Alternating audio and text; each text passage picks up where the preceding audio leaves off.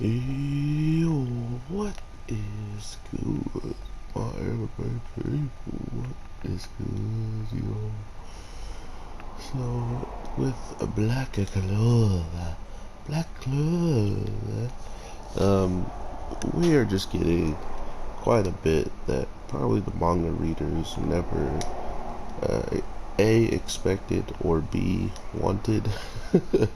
um, we are in the position now where we are seeing all of the love that is kind of one-sided or not so much one-sided at times is being expressed throughout this whole entire episode, showing us just how hopeless some of these people are and how dense they will always be.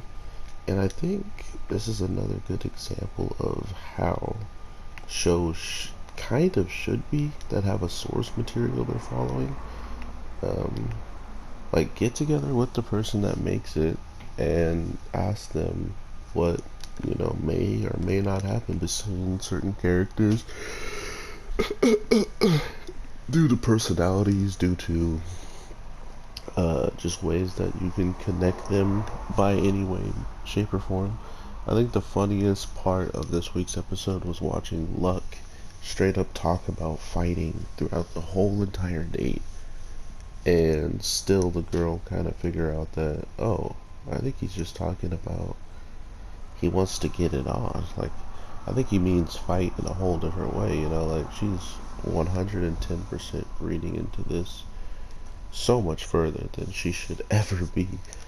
And because of that, she winds up enjoying herself on the date a lot longer than she should have. And that's just one person. The second person is clearly getting the cold shoulder because two of the girls are having a good time while she's just sitting there dealing with the person who isn't supposed to try to talk to girls, and by not talking to them instantly wins him like this place in her heart because she's just being ignored or not like treated, like the playboy he is. He's not doing any of that stuff.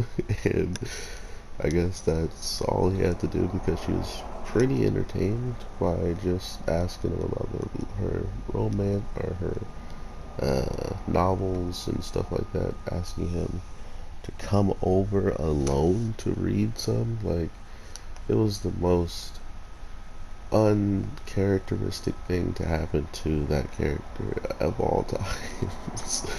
uh, it didn't help the fact that once this happens, he straight up has to uh, learn, or not even learn, but he straight up has to, uh, you know, react on the spot, saving the captain of the Blue Rose after we find out she's up top with Yami and two of his people and two of her people.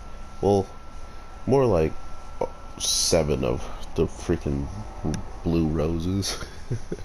There are so many of them checking up on her, which makes it that much understandable when she says her teammates are the ones that always come to her aid, or at least try to support her through anything, regardless of what it is at the end of the day.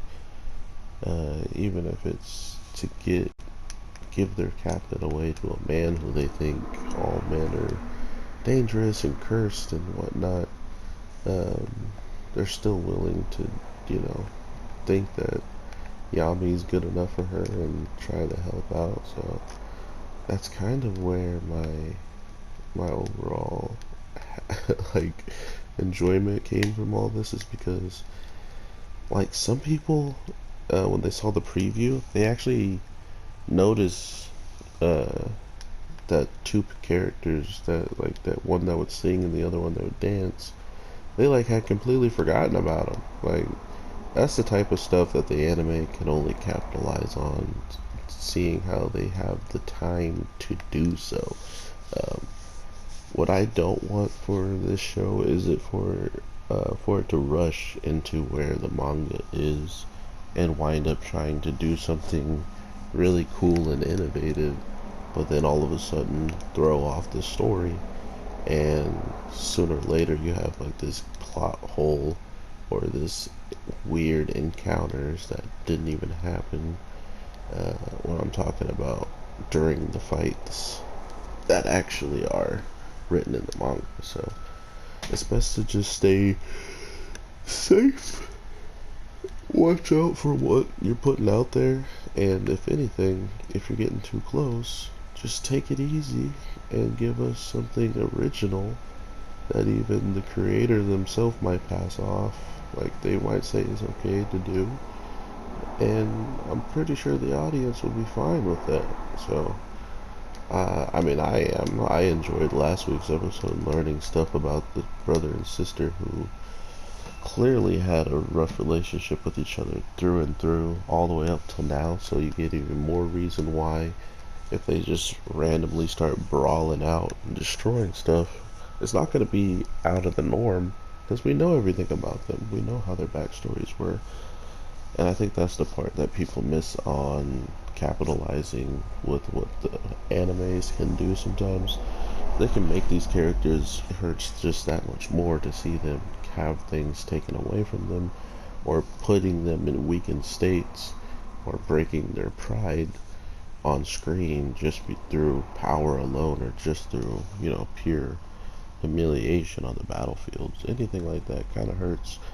To watch a character, like watching Luck, for instance, not want to fight and run or something, like that's hard to watch because we know that's just his character design. So everything that I was hoping for this week's episode definitely was just laugh.